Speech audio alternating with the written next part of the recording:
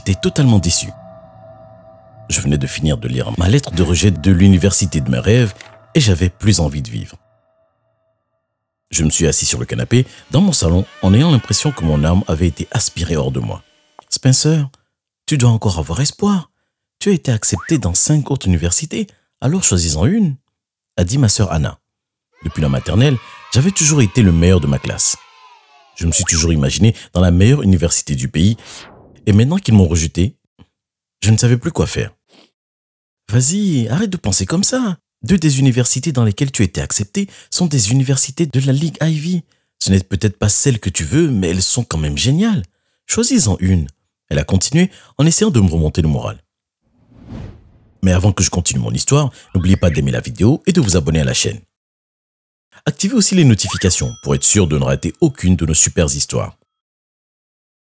J'ai choisi la seconde meilleure option et avant de m'en rendre compte, j'étais en chemin vers l'université. Dès que je suis arrivé là-bas, je me suis senti beaucoup mieux. Le campus était géant et magnifique. Tous les gens semblaient heureux et souriants. Je partageais une chambre avec un étudiant étranger qui s'appelait Roberto. Il venait d'Italie et était là depuis déjà 1 an. Il était génial et faisait toujours en sorte que la chambre soit propre. J'ai oublié de vous dire dans quel domaine j'étudiais. J'étudiais le génie aérospatial et les étudiants de ma classe n'étaient pas les plus intéressants. Oui, mes cours étaient passionnants, mais au milieu du semestre, j'ai réalisé que je n'avais aucune vie sociale et je m'ennuyais à mourir. « Roberto, où est-ce que tu trouves des filles ici? Il n'y en a pas beaucoup dans mes classes et elles ne me parlent pas. Je pense avoir besoin d'une copine. » J'ai dit à mon coloc un soir pendant que vidait une grande bouteille de soda.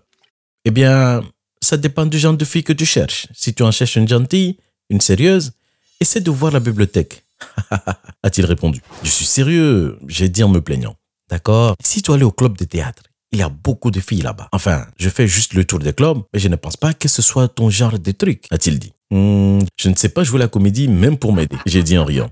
J'ai quand même décidé d'essayer. Je me suis présenté pendant une répétition et j'ai demandé au prof responsable si je pouvais les rejoindre. Il s'appelait Dr Thompson. « Est-ce que tu sais jouer ?» il a demandé d'un air sérieux. « Pas vraiment, je pensais simplement apprendre ici, » j'ai répondu. « Eh bien, tu peux regarder pendant un moment. Je vais te donner quelques tâches à faire, car un peu d'aide n'est jamais de trop. Quand tu penseras être prêt, on pourra te donner un rôle mineur. Si tu es toujours là, bien sûr. Jouer est différent que de se promener dans les parcs, » il a dit en rigolant. « Super, merci beaucoup pour cette chance, » j'ai dit en m'asseyant pour voir la répétition du groupe. Ils jouaient des scènes de tempeste et tout le monde continuait à oublier leurs textes. C'était hilarant. J'étais sur le point de sortir mon téléphone pour prendre une vidéo et la montrer à Roberto plus tard. Quand je l'ai vue. La plus belle fille que j'ai jamais vue. Elle est apparue sur la scène pour enlever quelques accessoires et elle a regardé dans ma direction. On a croisé nos regards pendant au moins 10 secondes et c'était émouvant. Puis, elle a quitté la scène. Je dois la trouver et lui demander son numéro, je me suis dit pendant que mon cœur battait la chamade. J'ai attendu que la répétition se termine et je suis allé dans les coulisses en espérant la retrouver. Elle était toute seule dans le vestiaire en train de ranger des costumes dans un sac. « Bonjour, je m'appelle Spencer, je suis nouveau ici. Comment vous vous appelez ?» j'ai dit, surpris par mon geste. « Bonjour Spencer, je suis Eliana », elle a dit en me tendant la main. « Il y a des gens qui font toujours ça ?» j'ai souri en lui serrant la main. Elle était douce et chaleureuse. Et c'est comme ça que mon obsession pour Eliana a commencé. J'ai fait en sorte de venir à chacune des répétitions et quand Dr Thompson l'a finalement laissé jouer, j'ai réalisé qu'elle était la plus talentueuse de l'équipe. Elle jouait ses rôles à la perfection et elle pouvait aussi chanter. Je m'imaginais toujours en train de me marier avec elle après qu'elle devienne connue plus tard. On descendrait ensemble le tapis rouge, main dans la main, pendant que tout le monde nous regarderait. « Spencer, qu'est-ce que tu fais ?» a dit Dr Thompson, avant de me réveiller de mon rêve. « Ça fait 15 minutes que je t'ai demandé de balayer la scène, » a-t-il ajouté. Je me suis levé et j'ai fait ce qu'il a dit. J'étais encore trop timide pour auditionner pour quoi que ce soit. J'ai donc continué à venir pour observer et faire tout ce que me demandait Dr Thompson. Bon, c'était surtout pour voir Eliana. J'ai essayé de trouver le courage de lui demander de sortir avec moi, mais j'étais trop timide. Chaque jour, je me répétais les mots dans ma tête. « Salut Eliana, je trouve que tu es vraiment épatante et je me demandais si tu voulais sortir avec moi. » Mais je n'ai jamais eu la force de lui dire. Puis tout s'est effondré. J'étais en retard pour la répétition car je travaillais sur un important projet de groupe avec mes camarades de classe. Quand je suis arrivé, je me suis excusé auprès de Dr Thompson qui semblait être de très mauvaise humeur. Écoute, tu n'es pas assez sérieux. Je pense que tu devrais essayer de rejoindre un autre club, avec le reste des geeks du génie aérospatial. Les gens comme toi ne sont pas faits pour l'art. Tu n'as tout simplement aucune discipline. Va sur la lune, a-t-il dit. Mais c'est la première fois que je suis en retard. Laissez-moi rester, j'ai supplié. Mais il a refusé d'écouter. J'ai été viré du club de théâtre. Comment est-ce que j'allais voir Eliana maintenant? Je suis retourné dans mon dortoir en me sentant idiot. Je n'ai jamais demandé le numéro d'Eliana car j'étais sûr de la voir tous les jours. Je ne voulais pas non plus paraître trop lourd auprès d'elle. Comment est-ce que je vais me rapprocher d'elle maintenant? J'ai demandé à Roberto en me plaignant toute la soirée, en disant que ma vie était fichue. Mec, ce n'est pas difficile. Vous les geeks de la science, vous êtes toujours les derniers à utiliser votre bon sens. Est-ce que tu en as au moins? Il suffit de trouver un autre groupe dont elle fait partie. Voilà. J'ai trouvé sa page Facebook. On dirait qu'elle est dans ce truc de sonorité. Regarde. A-t-il dit en me montrant son profil sur son ordi. Wow, elle est magnifique. J'ai dit en bavant devant sa photo. Concentre-toi. C'est écrit qu'elle fait partie de la sororité Alpha Delta. Peut-être que tu peux la trouver là-bas, a-t-il dit. Roberto, je ne sais pas comment ça fonctionne en Italie, mais une sororité, c'est seulement pour les filles. Elles ne me laisseront pas entrer, j'ai dit. Eh bien, il a dit en me regardant comme s'il allait éclater de rire. À quoi tu penses? J'ai demandé. Habille-toi comme une fille et rejoins cette sororité. Je dois étudier un contrôle maintenant, alors arrête de me parler, a dit Roberto avant de s'éloigner. Il était comme ça parfois. Maintenant, je sais ce que vous pensez, que c'est une idée totalement ridicule. Mais savez-vous à quel point Eliana me manque?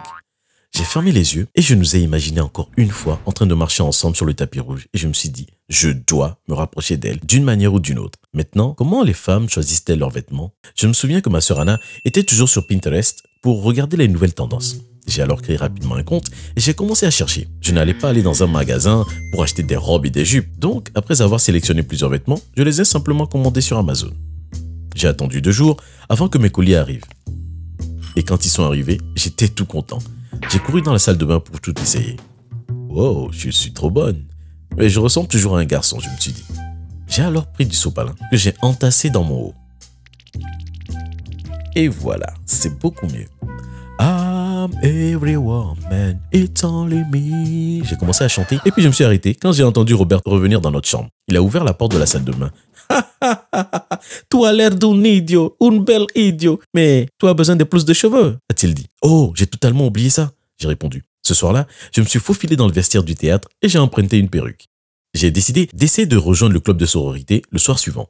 Je pensais que ça serait simple de me montrer et de leur demander à les rejoindre. Eh bien, ça a été un peu plus difficile que prévu. J'étais habillé d'un haut blanc mignon, qui était trop petit, et une mini-jupe noire, qui était un peu trop grande.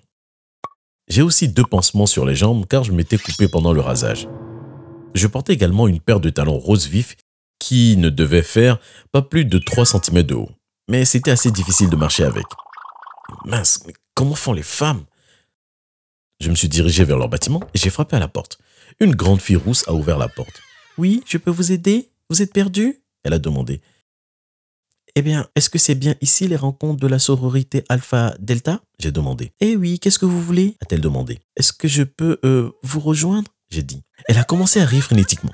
Elle a regardé à l'intérieur et a crié. « Hé, une fille s'est perdue sur le chemin d'une école de stylistes. Elle a dit vouloir nous rejoindre. Venez la voir, elle ressemble à un homme. » J'étais mort de honte. 5 autres filles sont venues à la porte. L'une d'elles était Eliana et je sentais que j'étais en train de rougir. Ça ne m'a pas surpris qu'elle soit la première à parler. « Zoé, je t'ai déjà dit d'arrêter d'être malpolie. Elle ne ressemble pas à un homme. Elle est adorable. Viens ma chérie, comment tu t'appelles ?» a dit Eliana en souriant. C'est alors que j'ai compris que j'avais oublié de me trouver un faux nom. Je devais réfléchir rapidement.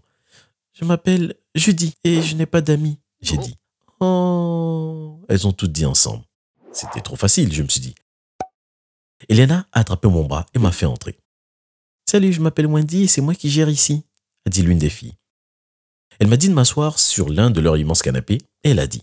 « D'habitude, on n'accepte pas de nouvelles comme ça, mais une de nos filles vient juste d'être transférée dans une autre université et on a une place de libre. Tu vas quand même devoir passer notre test d'initiation spéciale. Si tu réussis, alors tu pourras nous rejoindre. Ça te va? C'est super, Merci de m'avoir accepté, j'ai dit. Tu n'as pas encore été accepté, elle a dit en faisant un clin d'œil. La semaine suivante était la semaine la plus bizarre de ma vie. Je devais rater toutes mes classes car une partie du test d'initiation était de suivre Wendy et les autres filles. J'ai eu que peu de temps pour voir Eliana. D'abord, je devais leur montrer que je pouvais être humble. Comment? Je devais faire presque tout ce qu'elles me demandaient. C'était comme si j'étais un esclave. Je devais porter leurs bouquins, leur acheter à boire, leur amener tout ce qu'elles voulaient de la cafétéria et même laver leur linge. Le samedi, Wendy m'a demandé de nettoyer sa chambre. C'était la première fois que je rentrais dans la chambre d'une fille. J'ai réalisé qu'elles étaient bien pires que mes amies. Je suis acceptée maintenant? J'ai demandé pendant la réunion à la fin de la semaine. On n'est pas comme les autres sororités. Notre initiation dure plus longtemps qu'une semaine, a répondu Wendy. La semaine prochaine, on aimerait que tu choisisses l'une de nous pour te guider à travers le reste de tes tâches à faire. Elle décidera si tu as réussi ou pas. Elle a ajouté. D'accord, je choisis Eliana, j'ai dit, en essayant de ne pas paraître trop content. On va bien s'amuser, elle a dit en souriant. Le lendemain, on s'est rejoints tôt le matin. Oh, t'es trop belle, elle a dit. Merci, j'ai rougi. Au début, on va aller dans un refuge pour chiens et se porter volontaire pour promener quelques chiens. Après ça, on ira dans un refuge pour sans-abri pour les aider et à préparer à manger. Après ça, on aura probablement faim, alors on ira manger, elle a dit. Je me suis dit que c'était un rendez-vous parfait, sauf pour les chiens. J'ai toujours préféré les chats et le fait de penser être entouré de chiens qui ne font qu'aboyer me mettait mal à l'aise. Mais Eliana méritait que je fasse des efforts. On est arrivé au refuge et on a pris 2 chiens chacun. On les a promenés dans le parc et ce n'était pas aussi difficile que je pensais. Eliana était drôle. On parlait de tout et de n'importe quoi et c'était la première fois que j'étais seul avec elle. C'était passionnant. J'ai découvert davantage de points sur sa personnalité qui étaient assez uniques. Par exemple, elle adorait collectionner les boutons et son activité préférée était de faire voyager un de ses jouets. Je ne savais même pas que ça existait. À chaque fois qu'elle voyageait, elle prenait sa peluche Grégory et prenait des photos de lui dans différents lieux connus. On est allé au refuge pour les sans-abri. C'était quelque chose que j'avais toujours voulu faire, mais je n'en ai jamais eu l'occasion. Je ne cuisinais pas bien, mais j'étais content d'avoir la chance d'aider les autres. Quand il était enfin temps de se reposer, on est allé dans un restaurant de nouilles pas loin et on s'est assis côte à côte. À ce moment-là, j'étais submergé par mes sentiments envers Eliana et j'ai décidé de lui dire la vérité. Après avoir mangé et siroté paisiblement mon soda, j'ai arraché ma perruque et j'ai dit « C'est moi Spencer, du club de théâtre.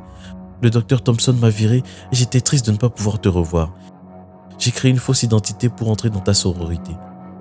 J'espère que tu ne me détesteras pas ou que tu ne penseras pas que je suis fou. Tu me manquais trop. » Elle a lâché sa boisson et m'a regardé fixement. « C'est vraiment flatteur, Spencer, » elle a dit.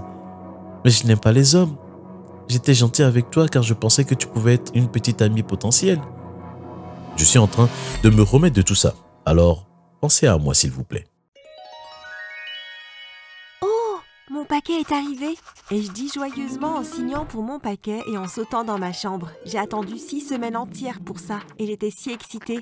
Le paquet était plus petit que prévu et lorsque je l'ai ouvert, j'ai compris pourquoi. Ce n'était pas le paquet que j'attendais.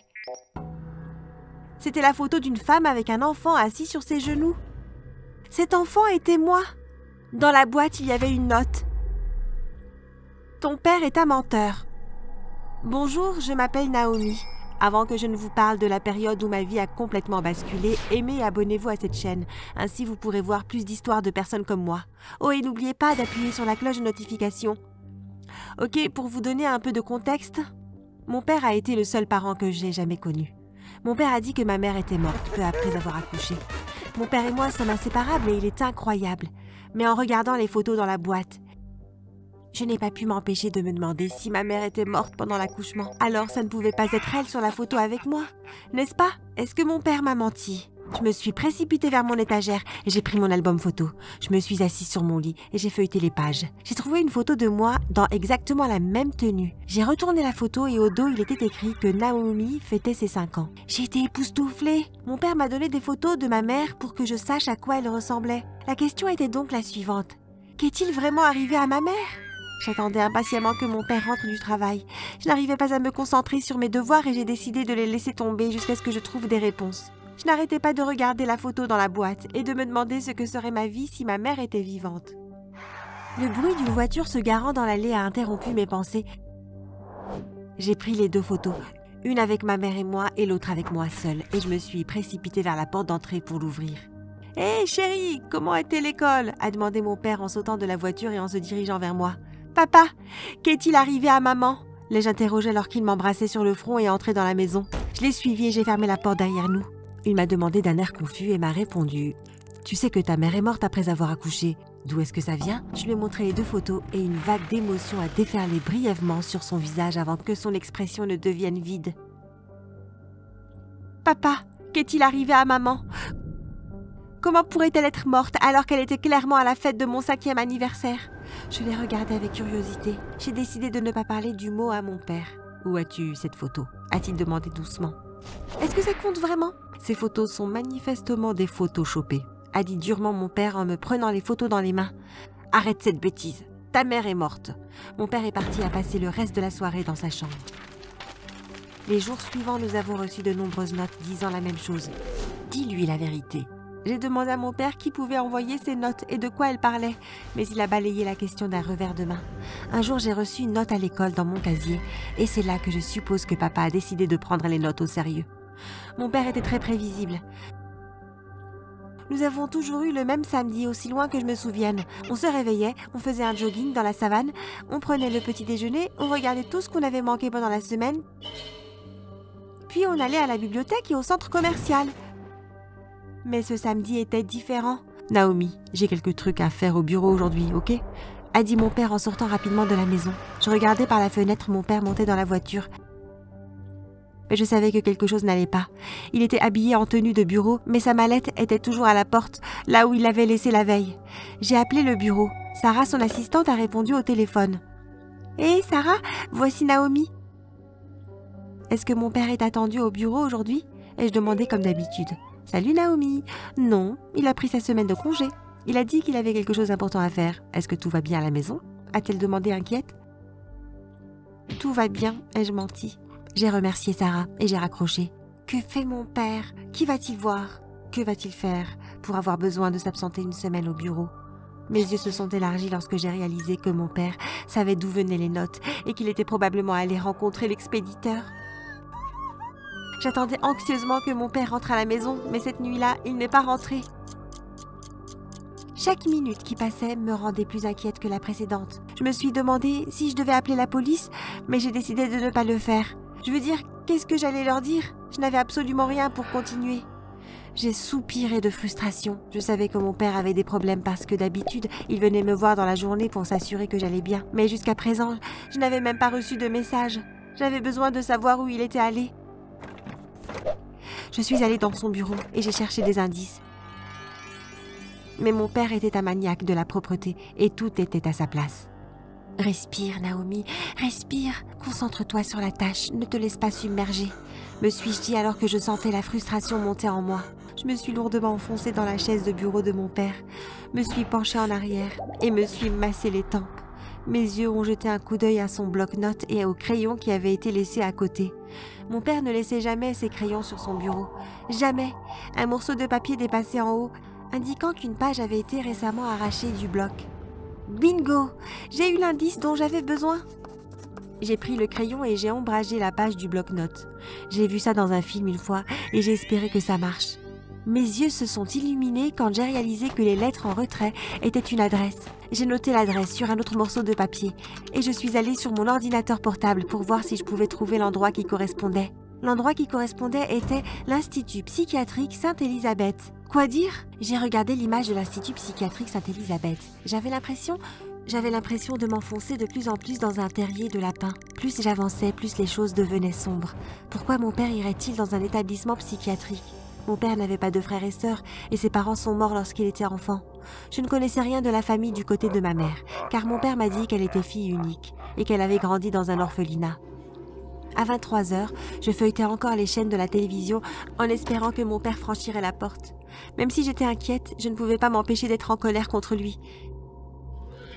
S'il m'avait dit qui a envoyé les lettres et la vérité sur ma mère, il aurait été à la maison. J'aurais dormi, mais surtout j'aurais su la vérité. Les parents rendent vraiment les choses plus difficiles qu'elles ne doivent l'être. Le lendemain, fatiguée et agitée, je suis allée à Sainte-Élisabeth. « Salut, bonjour. Mon père est-il venu ici hier ?» ai-je demandé poliment. J'ai montré à la réceptionniste une photo de mon père. « Bonjour, oui, il était ici, mais la personne qu'il cherchait n'est plus dans l'établissement, » a-t-elle répondu. « Serait-il possible d'obtenir une adresse ou même le nom de la personne qu'il est venu rencontrer ?»« Je suis désolée. C'est contre notre politique. Seuls les proches ont droit à ce genre d'informations. » Je l'ai remercié et je suis partie en me sentant vaincue. Qui était le parent que mon père est venu voir ici? Pourquoi a-t-il gardé ce secret pour moi? Et si cette personne était ma mère? J'avais besoin de trouver mon père et j'avais besoin de le trouver maintenant. En courant vers la maison, j'ai réfléchi à la façon dont je pourrais suivre le téléphone de mon père. Quand je suis enfin arrivée, je me suis mise au travail. J'ai cherché sur Internet et j'ai trouvé une application que je pouvais utiliser pour suivre le téléphone de mon père. Heureusement, j'avais les informations de la carte de crédit de mon père pour pouvoir payer l'application.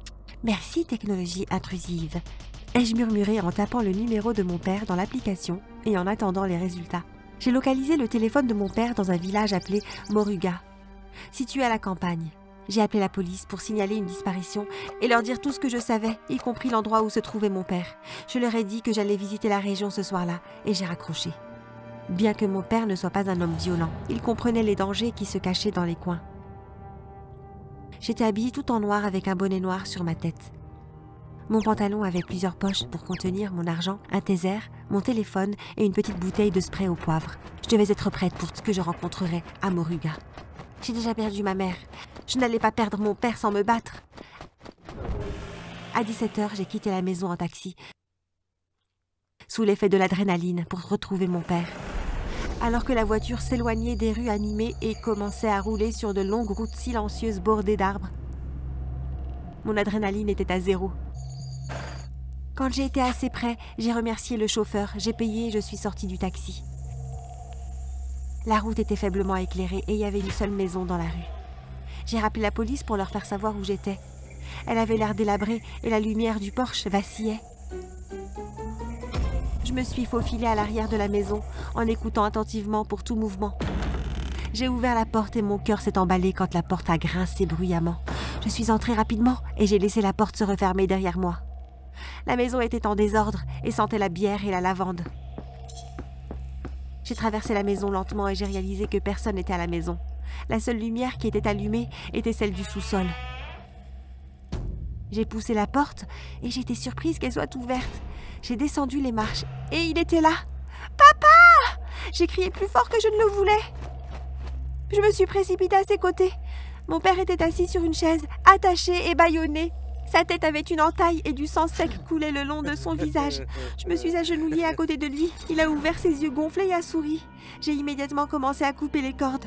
Dès qu'il s'est libéré, j'ai passé le bras de mon père autour de mon épaule et je l'ai aidé à se diriger vers les escaliers. Nous avons pu atteindre la porte arrière, mais quand je l'ai ouverte, nous sommes tombés nez à nez avec elle. La femme des photos. « Maman ?» ai-je demandé confuse. J'ai regardé mon père. La femme est entrée dans la maison en nous forçant à y retourner. « Où crois-tu aller, Dwight ?» a dit la femme en attrapant mon père par les cheveux et en le jetant au sol. « Papa !» ai-je crié en courant vers lui. « Dwight, tu ne me présentes pas à ta jolie fille ?» a demandé la femme en nous encerclant comme une proie. « C'est ta tante. La sœur aînée de ta mère Nora, » a dit doucement mon père. Je l'ai regardé avec incrédulité. Il poursuit. Je suis allée à Sainte-Élisabeth parce que je savais que Nora envoyait les lettres. Cependant, quand je suis arrivée, on m'a dit qu'elle avait été libérée et on m'a donné cette adresse. Elle m'a reproché ce qui est arrivé à ta mère et on s'est disputé. Elle m'a frappé à la tête et quand je me suis réveillée, j'étais attachée à la chaise. Dis-lui ce que tu as fait à Debra. Dis-lui comment tu les as laissés l'emmener. Nora a crié sur mon père. Mon père s'est effondré et a commencé à pleurer. Je me suis blottie contre lui et j'ai enfui ma tête dans sa poitrine. Je n'avais jamais vu mon père comme ça avant. À travers les larmes, il m'a expliqué que lorsque j'étais plus jeune, il y a eu une invasion de domicile. Ma tante, ma mère, mon père et moi étions à la maison à ce moment-là. Ma mère était la plus proche de la porte et quand ils sont entrés, mon père m'a protégée et ma mère a été enlevée. Entendant l'agitation dans le salon, ma tante est arrivée au moment où ma mère était traînée dehors. Mon père a empêché ma tante de se prendre à ma mère. Mon père a empêché ma tante de s'en prendre à ma mère. Il a rapidement barricadé la porte et a appelé la police. Quand la police est arrivée, mon père a rapporté ce qui s'était passé. Les jours se sont transformés en semaines, les semaines en mois et les mois en années. Ma mère n'a jamais été retrouvée. Ma tante reprochait à mon père de ne pas avoir protégé sa sœur. Il n'a pas eu d'autre choix que de prendre une ordonnance restrictive contre Nora qui a commencé à lui envoyer des menaces de mort parce qu'elle n'a pas su faire face à la perte de sa sœur. Elle a été internée à Sainte-Élisabeth. Plus tard, les sirènes de police ont indiqué que la police était arrivée sur les lieux. Mon père a été emmené à l'hôpital et ma tante a été emmenée par la police. En regardant mon père impuissant dans son lit d'hôpital, je ne pouvais m'empêcher de me demander pourquoi il m'avait caché ce secret. Je me demande quels autres secrets il pourrait cacher. Je ne pourrais plus jamais regarder mon père de la même façon. Ce soir-là, je suis entrée chez moi pour prendre une douche et rassembler quelques affaires. Puis j'ai prévu de retourner à l'hôpital. Quand j'ai ouvert la porte pour partir, j'ai vu un paquet sur le pas de la porte. J'ai regardé autour de moi avant de le ramasser et je l'ai apporté à l'intérieur. Je l'ai ouvert et mon cœur s'est arrêté quand j'ai vu ce qu'il y avait à l'intérieur de la boîte. Il y avait une photo de ma mère. Ma vraie mère. Et un mot qui disait « Ton père est un menteur. Ta mère est toujours en vie. Si tu veux la voir, viens seule. » J'ai couru dans ma chambre pour vérifier les notes précédentes. À en juger par l'écriture, ce n'était pas le travail de ma tante Nora. Ce qui veut dire que quelqu'un d'autre savait quelque chose sur ma mère. Que dois-je faire? Dois-je faire ce qu'ils disent? Ou est-ce un piège? Aidez-moi et laissez vos conseils dans les commentaires ci-dessous.